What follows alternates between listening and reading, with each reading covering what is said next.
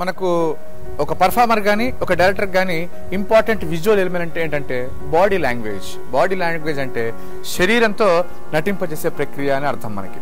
అంటే without dialogue delivery ఒక క్యారెక్టర్ని కానీ ఒక మనిషిని కానీ ఒక పాత్రని కానీ మనం చూసినప్పుడు మనకు అర్థం అవ్వాల్సిన విషయం ఏంటంటే ఏ మూడ్లో ఉన్నాడు అన్నది ఆ క్యారెక్టర్ మాట్లాడకుండానే హావభావాలతో ఆ బాడీ లాంగ్వేజ్తో మనకు అర్థమైపోతుంది అనమాట. ఈ బాడీ లాంగ్వేజ్లో ఇంపార్టెంట్ పాయింట్స్ ఏంటో మనం చూద్దాం. బాడీ లాంగ్వేజ్లో ఇంపార్టెంట్ పాయింట్ పోస్చర్, రెండవది హెడ్ మూమెంట్, మూడవది ఐ కాంటాక్ట్, నాలుగవది మోషన్స్, ఐదవది గెస్చర్స్. ఈ 5 చాలా ఇంపార్టెంట్ బాడీ లాంగ్వేజ్లో. ఎందుకంటే ఫర్ ఎగ్జాంపుల్ హెడ్ మోషన్స్ అని ఉంది. హెడ్ అంటే ఎలా కదిలిస్తున్నాడు, ఈ కదలిక ద్వారా కూడా ఈ హెడ్ కదలిక ద్వారా కూడా ఆ పాత్ర యొక్క ఇమోషన్ని మనం క్యాచ్ చేయొచ్చు.